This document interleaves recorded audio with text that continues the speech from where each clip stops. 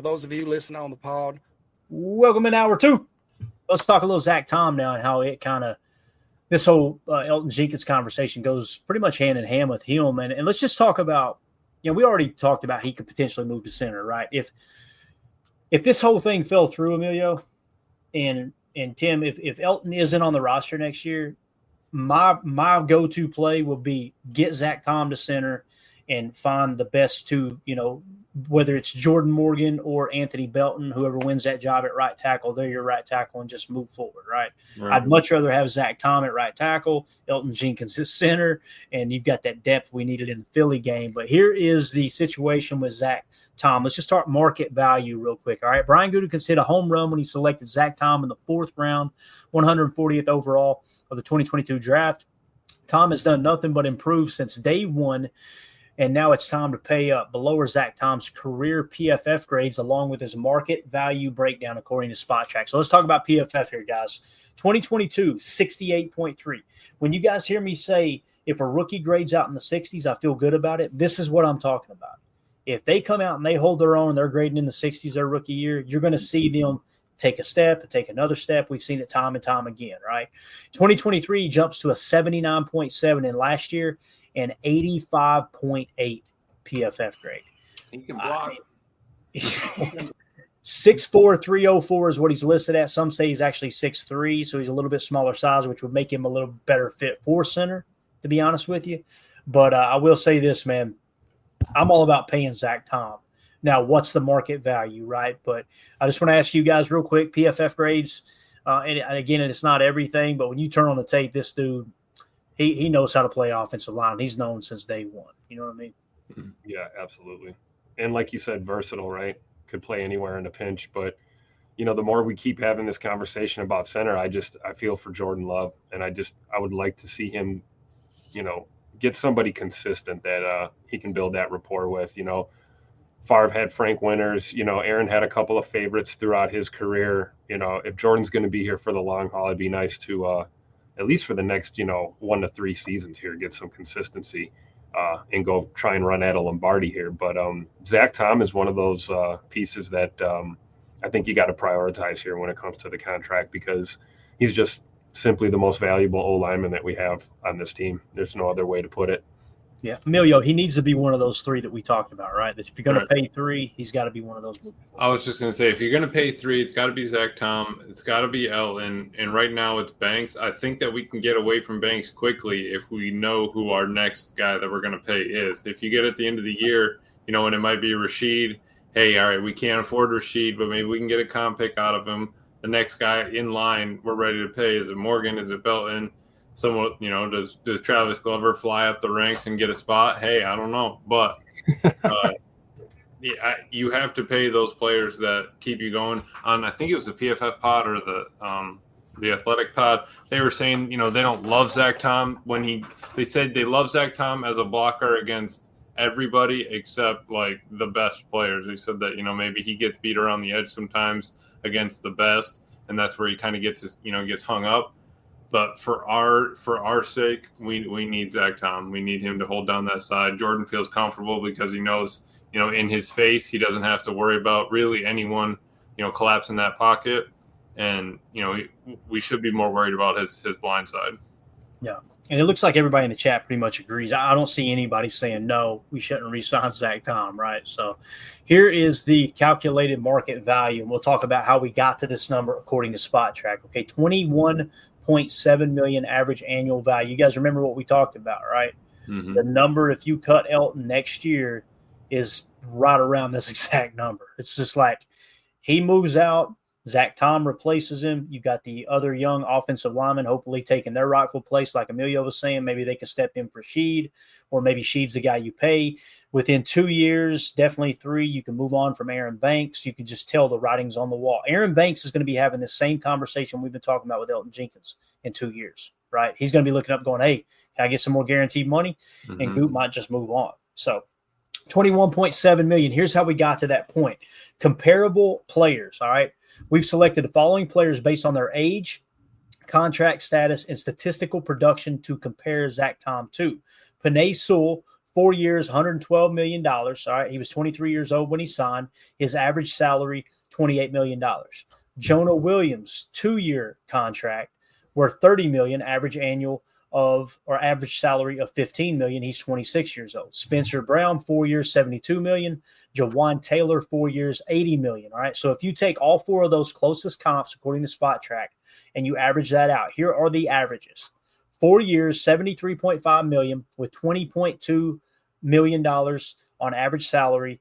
And the age when signed was 25 years old. Now, let's talk about how that compares to Zach Tom. Okay, if you go to gameplay percentage, Penei Sewell has played 100% of the games. So is Jonah Williams. Spencer Brown's only played 93%. I say only sarcastically. It's pretty damn reliable, right?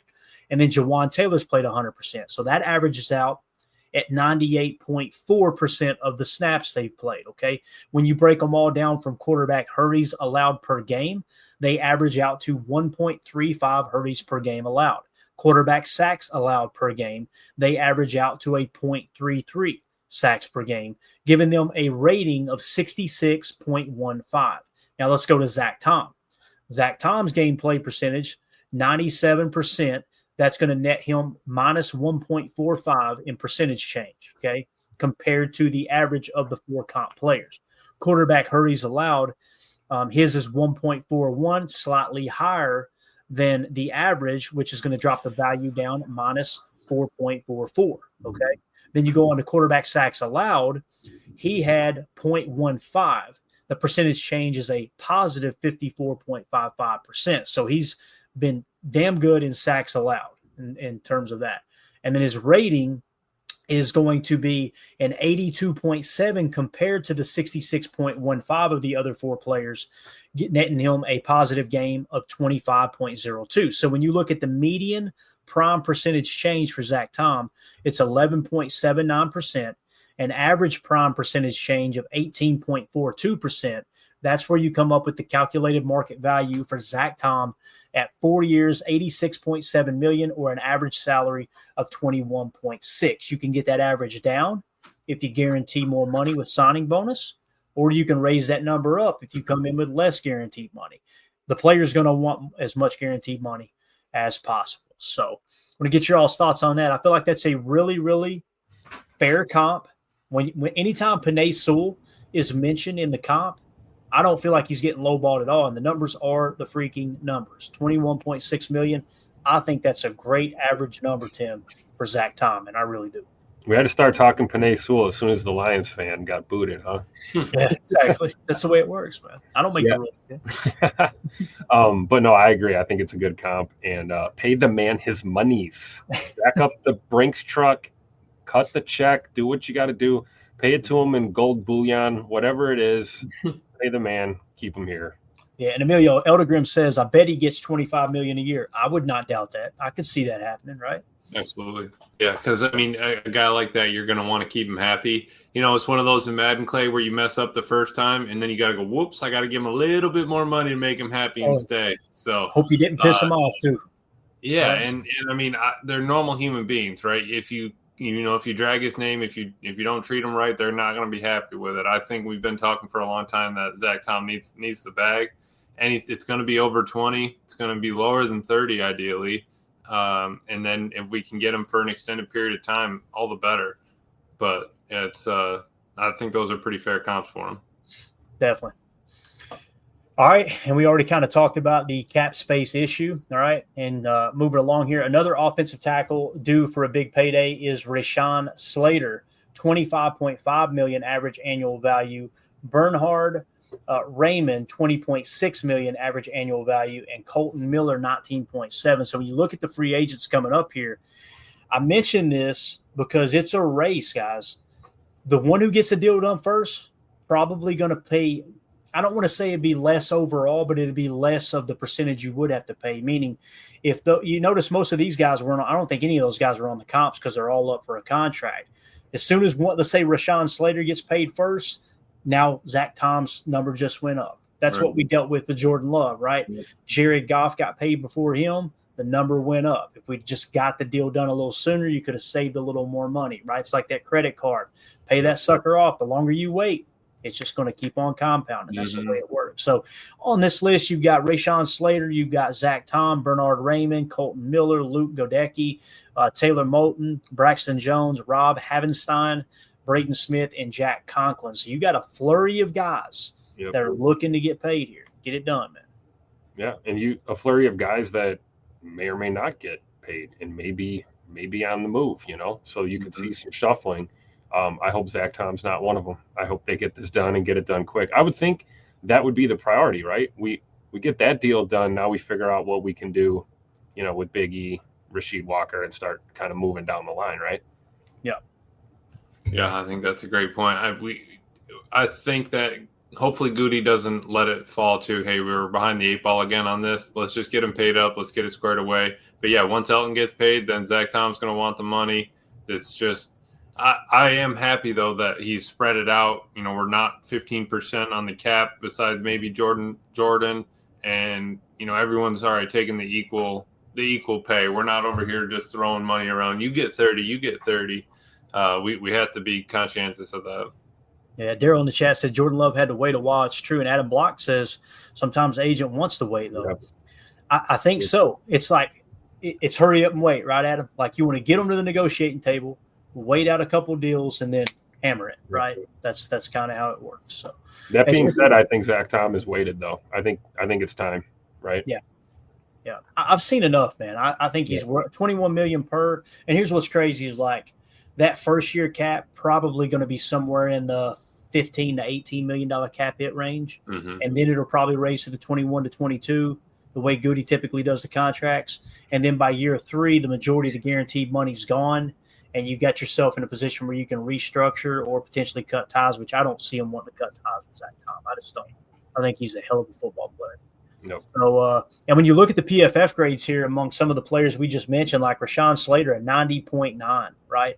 Jordan Mailata for the Philadelphia Eagles was top graded tackle in the game last year at 95.2. Then you got Rashawn Slater at 90.9, Penei Sewell 89.6, Terran Armstead 89.4, Lane Johnson 88.9, and then you got our very own Zach Tom coming in the number 6 spot at 85.8. So, edging out Trent Williams there. That's awesome. I mean, that's a who's who of O-line talent right there. It really is, man. It really is. I remember Charles Cross the year he came out too. I remember putting a draft board together, and Charles Cross was one of my top tackles. That's blast from the past. Look at Clay Matthews' cousin still playing, Jake Matthews down there. Yep. 79.8 with Atlanta. Feels like he's been in the league for 30 years too. So, all right, that's it. Anything else you guys want to add to the Zach Tom conversation here? What do you think? No, we just got to open up the checkbook, get these boys paid so we can get them on the field. Seriously. Yep. Completely agree. All right, so there's just a little Zach Tom fair market value breakdown. Last thing, if we're a draft and develop team, shouldn't we be happy that we're paying them? You know Absolutely. what I mean? Yeah. Exactly. Because if we weren't, we'd be cutting these guys loose and letting them walk, right? Yeah. Mm-hmm. It'd be like the Giants. Let's draft McKinney. Let's let him get real good. And then when he turns 24, he's too old, 25, get him out of here. Yep. And there is a portion of the fan base that when you cut a player, oh, man, we can't draft worth of crap. And then when you re-sign them, you overpaid. It's like, well, I don't know what you're expecting. Like you're not happy if they get cut. You're not happy if they get re-signed. That's the nature of the business for sure. So, all right, let's move along to a little Jayden Reed talk. That sound good, fellas? Yes, sir. All right. So you guys know some stink got raised earlier this week. And you guys can check all this out. You can go back, read it, dive into some of the screen grabs we got here. Just go to our Patreon community, patreon.com/PackerFan Total Access. It's the best way to support the show here. A tweet went out from Adam Schefter that was so obvious it came from Jayden Reed's new agent, Drew Rosenhaus, which, by the way, Emilio, me no lucky that Drew Rosenhaus is representing Javon Bullard and Jayden Reed, but we seen them in the restaurant that night, right? They sat at the table next to us, Drew Rosenhaus and Javon.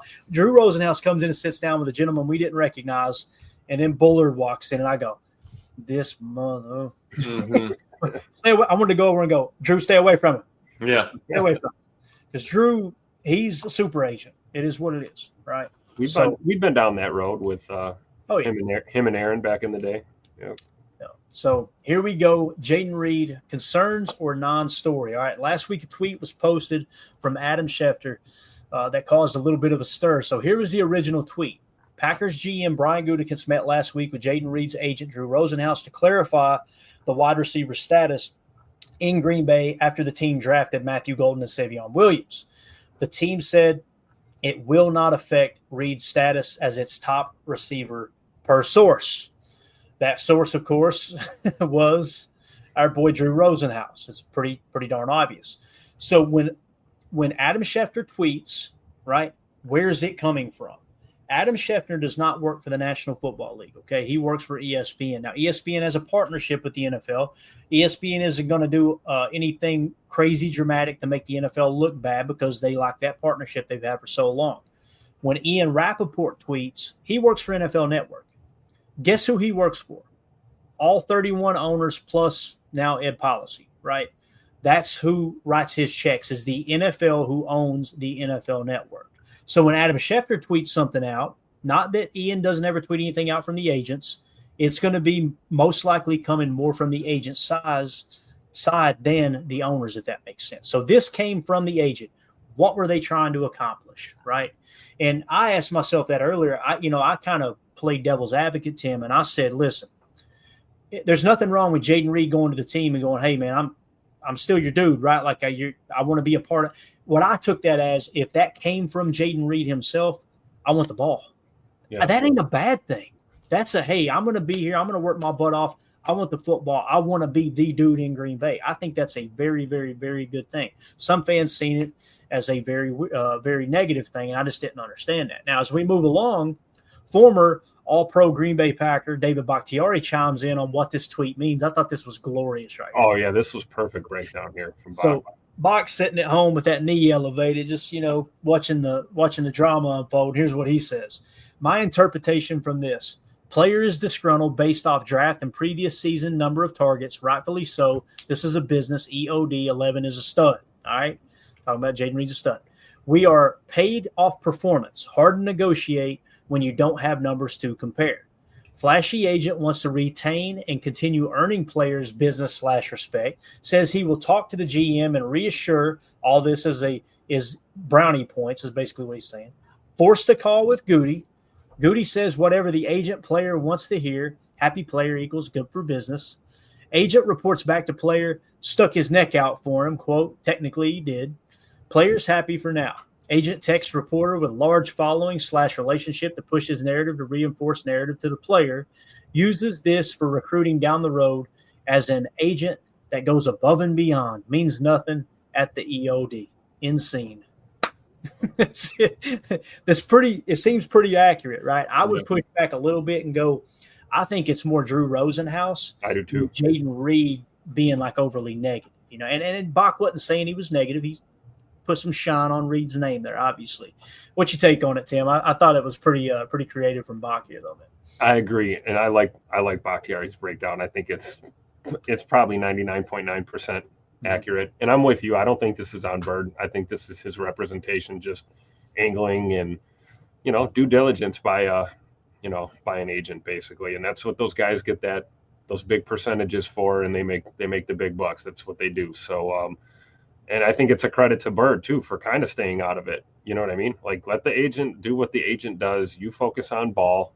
It doesn't matter, how many draft picks come in or how many UDFAs get signed. I mean, we're going to have a, merry-go-round of receivers rotating through training camp by the time we get to, July and August. So, I don't know. I think I'm not going to say a nothing burger, but I fully anticipate that Jayden Reed is fully focused. And he is going to be a premier target in this offense this year.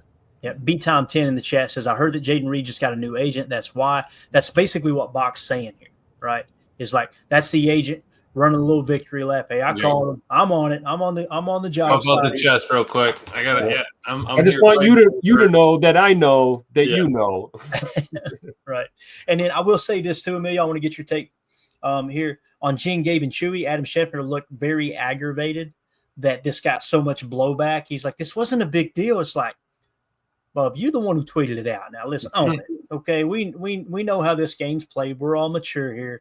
Let's don't back up now and pretend like we're a victim. All right, You got your tweet out there. You got your interaction. The agent got to stick his chest out. Now let the fans complain about it. That's the way this thing operates every single year. You wanted the interaction. You say something like that, you'll get interaction. Oh, yeah. That's exactly what happened. And I think, David was talking the truth there. I mean, he's a player. He's been through it.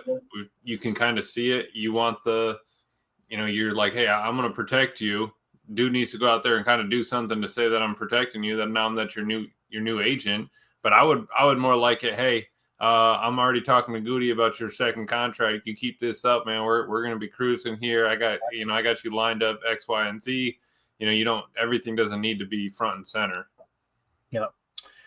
B-Time 10 says that's what I was thinking. He was acting like someone else tweeted. It was really weird watching him get upset. And everybody kind of got uncomfortable on the show, too, because Chewy went in pretty hard the day before on Jayden Reed, which that's Chewy. That's what Chewy does. Chewy, I've noticed that a lot. It's like he forgot what it was like to be a player.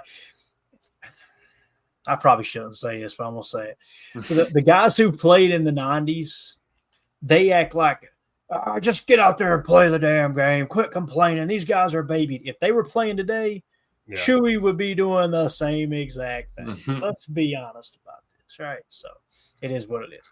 All right, moving along here, Rob Domofsky. This is what I wanted to point out because, again, Jayden Reed took a little negative pub with this, right? I think we would all agree. Some of the fans were like, "Who's he think he is?" Go out. I couldn't tell you how many tweets I've seen that said, "Stop dropping the damn ball," right? Just people being, what they do on Twitter, social media. Yeah, it goes. So Rob Domofsky tweeted this out from the pressers from the position coaches yesterday, right?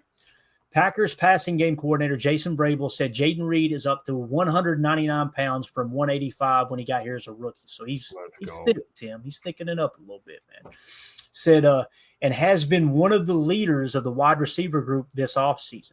Now, again, Elton isn't there for contractual reasons. He's trying to get a little bit better deal, right? A little bit more guaranteed money. Jayden Reed's been there the whole time. Yeah. Right? Not only that, Vrabel pointed out that Reed has been, quote, helping Matthew Golden with every single play. Someone said that he is standing behind him on every play, kind of coaching him through this process. Because as we pointed out before, Matthew Golden is going to play a lot of moving Z most likely. And that's exactly what Jayden Reed plays. Mostly slot, but that moving Z, they may line up outside and up in the slot. They may line up in the slot, cheat outside and end up in the Z. They're going to be very interchangeable. I think that's what Matt LaFleur sees within this offense. As someone had mentioned here earlier, if I can find it right here, Matthew Hansen, who do y'all want as wide receiver one by the end of the year? Nobody. Nobody. I don't want there to be a receiver like, all right, the offense runs through him. I don't. You want to be as unpredictable as possible in this type. Like Puka Nacua has emerged as the number one receiver in LA, right? It was Cooper Kupp forever. How did Puka Nacua become that? Injuries with Cooper, yeah, but now that they started to zero in on Cooper Kupp, start funneling the ball to Puka, they can't cover both of them. Well, guess what? Cooper Kupp's now gone. He goes to Seattle, if I remember correctly. But who'd they bring in? Devontae Adams. Yep. You don't want a number one, in my opinion. This isn't a shot at you, Matthew. I just hear the sports talk hosts, and they talk like this is still 1997. We need a Randy Moss. Just chuck it up into double coverage. That's not how Matt LaFleur's offense works, right? So his receiving is tough. It is. I want to be as unpredictable as possible. I want as many capable receivers on the team as possible. So when you run that dagger concept, no matter if the defense shades over the top to take the go route out of the two away, then you hammer the dig on the backside. Well, guess what? If they're playing inside leverage and they've got help over the top to take away the whole dagger concept, then you got the number 3 running a crosser, right? If they play the crosser just right, you got a shallow cross underneath with Tucker Kraft on maybe a delay release. Yep. You want to be able to, if they play inside leverage, you want an outside beater. If they play single high safety, you want to be able to attack the sideline deep. If they play two high shell, you want to be able to hit the dig across the middle. All those things come into play schematically.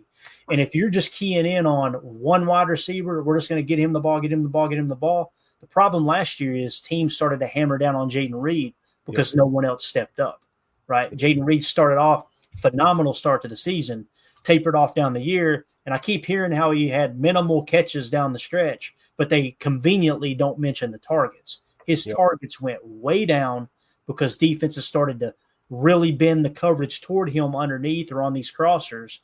And that's how you take that guy away. If you've got two solid receivers, not necessarily just one number one receiver, you can prevent that from happening. But right. Yeah, that's what you want to see, right? Week to week. You're going to have a different marquee type of guy based on your matchup and your game plan and how the game goes. You know, you don't want just one dude, because then teams, you're right, they're going to keyhole that guy and they're just going to scheme against him and take it away from you. And if you don't have that answer, your whole offense is out of whack. You know, it's nice to have, you know, that quote unquote number one, but like you said, it's not 1994 anymore. It's a brave new league right now. That's it. And I do love Reed putting on 10 pounds. That's awesome. I think that's going to be great for his career, durability wise. I'm sure he's still gonna have the wheels going. I think it's good that he bulked up a little bit. That's awesome. Mm-hmm. Yeah. It's just another year in the NFL. I do like that. And yeah, we're going to ask him to do a lot. We don't really need that number one. We don't really need an inside or outside because the way Matt runs his offense, our condensed sets are basically slot receivers. So, I mean, even if you're the outside Y, you know, even if the outside X or Z, we're in condensed inside the numbers. What's the difference of 4 yards right there? I mean, everyone's just running a route. It's worried more about, are we free releasing? Are we not free releasing? You got, you know, someone over top, all that stuff. I think that coach was talking about it here, said all the wide receivers have to step it up big time this year. I think that's the truth. They really do. And putting, not putting Jordan Love in a spot where he's got to just always hum it.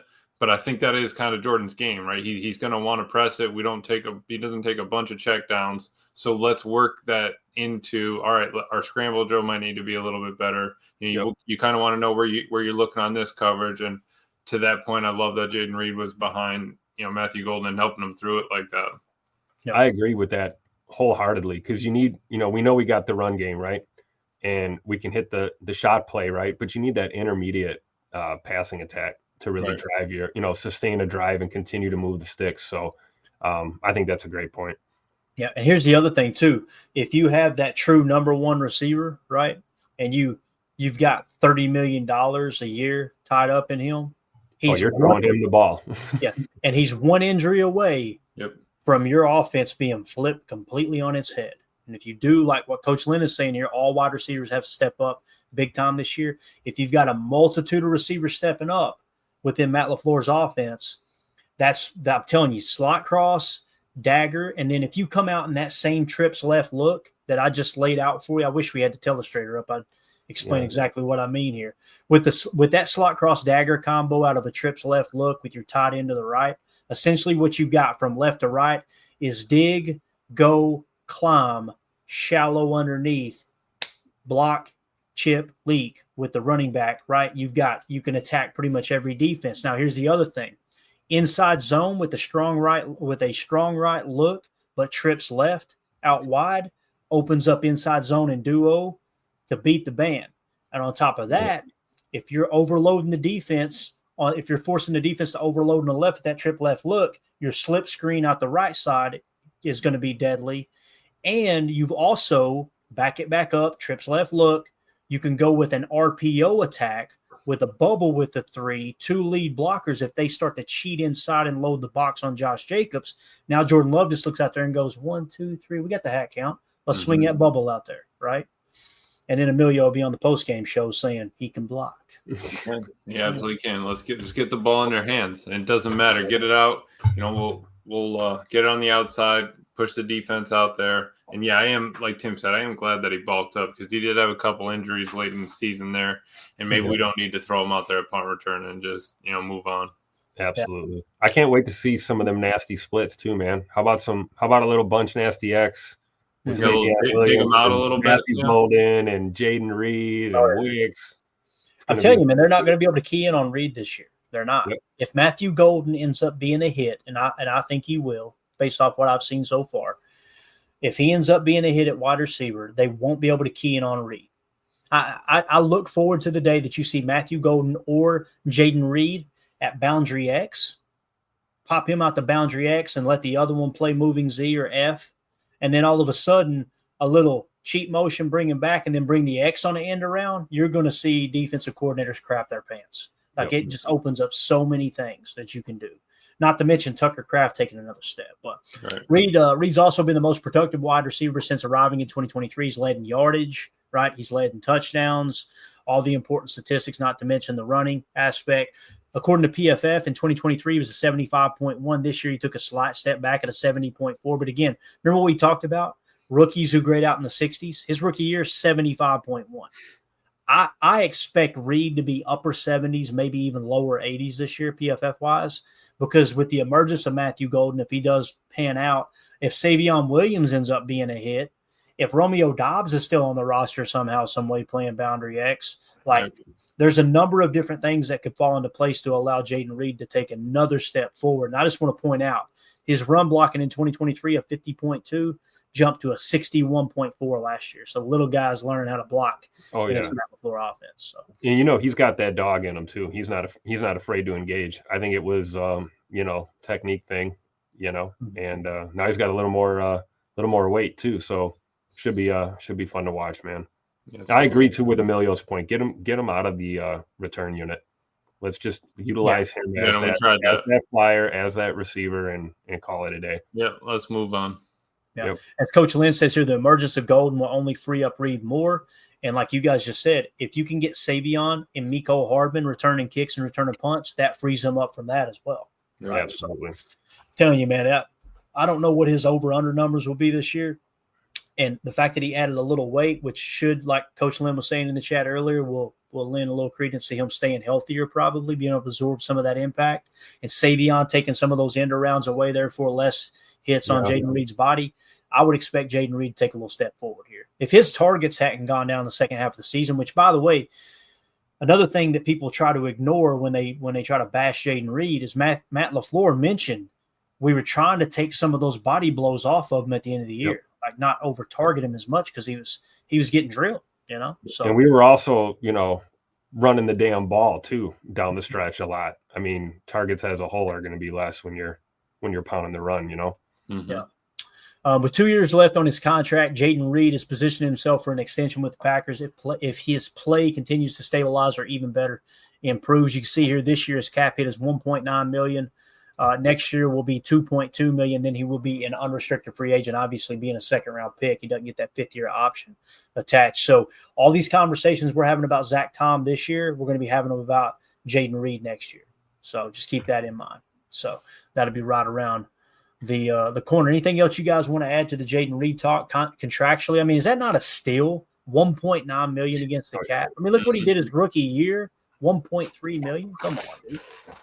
It's beautiful. And if he really pops here in year 3, I mean, I think it's a slam dunk. He's gonna get the bag, right? He'll be around. So big pivotal season for him this year. And the fact that still our cap hit of our wide receiver core is under probably 5% total. Like that's just unbelievable. That is good. Look at the talent level we have it gives you outs. Tim, it gives you outs. If we have a problem with Dobbs, okay, all right, we got somebody back there. If you have a problem with Christian, if the knee whatever doesn't heal right back, okay, we've got a secondary plan. You got to have second and third plans ahead of time because at any point another one goes down with an injury. Hey, you're calling up. If the practice squad didn't get, depleted from people picking them off, you're moving guys up. So I'm glad that, we have a nice little nest of wide receivers that we do like, and, someone's going to emerge. Yep, definitely. Prince in the chat says Hardman for punt return this year and Williams along with him for kick return. Let Reed be a receiver and Nixon be a cornerback. Amen to that, man. Amen. Especially if Jair's not here. If Jair's not here, I don't want to see Nixon returning any damn kicks. Yeah, put him at corner, let him focus on that because we're going to need all the help we can get to fill that void if Jair isn't here. I hope he's here, and I'm feeling a lot better about it. I think it's more likely than not he's going to be a Green Bay Packer. I just hope it works out that way. T. Rattler in the chat says Reed had a bad shoulder in the second half. He also had a bad ankle too, right, guys, if I remember correctly? So, yeah. Daryl in the chat, Golden 4.29 speed and Williams' versatility. Damn, going to be awesome to watch them all make plays all over the field. I'm really excited about Savion. Savion's either going to be an absolute monster or he's going to suck. There's not going to be anything in between. I believe that, man. And I'm telling you, the way he carries himself, if he's a hit, it's going to be so much fun rooting for that dude, man. The way he runs with the football, and working him out of the backfield too, in that pony package is going to be really exciting. Yep. All right. Here we go. Coach Lynn, do you want to see Marshawn Lloyd at all on kick return? I want to see the best guy return kicks, whether that's Miko, Marshawn Lloyd.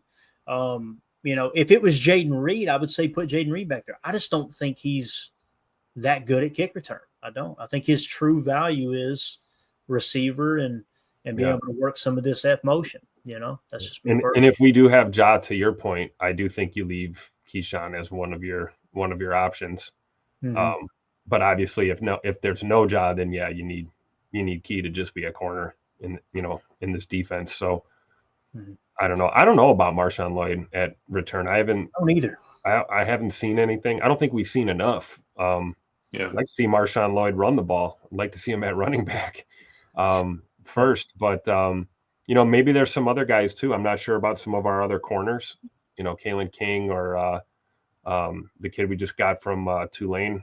What's his name? Micah Robinson. So maybe check some of the younger guys, give us some depth there in the kick return department.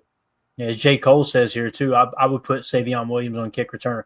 Let him compete there too, right? So you're looking at Miko Hardman, Savion Williams, Marshawn Lloyd, which I remember Marshawn Lloyd us talking last year, Tim, if you'll remember, with the kick return changes and the rule changes. It's like this might be better suited for a running back than a top end cornerback or wide receiver speed, right? Someone who's a little more shifty because it's closer to a running play than a kick return play. Now that might make all the sense in the world again this year. So whatever it takes, man, just get the best guys on the freaking field. That's all I'm worried about. So, absolutely. All right, boys, that should do it. I think we covered everything. Is there anything else you guys want to hit on before we wrap up here, man? Anything at all that's on the forefront of your mind? Maybe something I missed today that came across the wire or anything? No, there's a lot that I have written down that came from an athletic podcast, but we'll get into it tomorrow. But it is about wide receiver and Jordan Love and stuff. So, little teaser there. I like it. Jacob's a teaser right now. You know what I'm saying? Tim, you got anything else, bub? No, just taking a little break after tonight's show. I'll be back after Memorial Day. So miss you guys. I'll check in when I can. Just going to take a little time off, a little digital detox, a little time with the family. So everybody needs that, man. Absolutely. But, I ain't going to lie to you, man. I love what we do here. I love talking ball with you guys in the chat. But there are some days I'm like, I think I'm overdoing it. Because you see me, you'll know when Clayton's had enough screen time. My eyes start batting like a crackhead. I'm like, man, it wears you down. So they got hold. Hit it, Tim. I'm gonna have to be on my P's and Q's with the drops, man. If Tim's gone, you got to, man. You got to. And Jacob will jump in here and try to screw everything up. He'll try to get us canceled like he always does. Absolutely. But that's it, guys. We appreciate everybody. If you would hit that like button, feel free to sub to the channel. Channel's doing great. Patreon's doing awesome. Really, really appreciate everybody's support. And we're just getting started. We'll continue to build this thing out the way that you guys and gals want it built out. And it's going to be a fun year, man. I love the fact that we keep pushing Chalk Talks back because we got stuff to talk about. And here we are, May the 15th, man. It's just going to be it's going to be an awesome year, man, for sure. Mandy was looking at the schedule last night. The way she talks, I'm going to New York, I'm going to Denver, I'm going all over the country to watch Packers play this year. And I said, the only place I want to go is Lambeau Field. I want to sit. Matter of fact, you guys can't see my cursor, but this background right here, if you look right below that flagpole on the right, I want to sit right up there, front row, right on the glass with some cheese curds and an ice cold daddy soda. Absolutely. That's all I need. However, Denver, the Packers play in Denver out there in Colorado in December. One of my goals is to have a little Christmas vacation out in Denver, hit maybe go outside of Denver, hit Aspen or Vail or something like that, spend a couple of days. So we might have to make that happen this year. I might be live from the Mile High City for the Packers. That would be wild. It would be fun. I might drag you out there too, Emilio. Oh, boy. All right, guys, we appreciate y'all. Everybody have a wonderful evening. As always, let's go out and be the change we want to see in the world and go back. And we go. We're out. Bye, guys.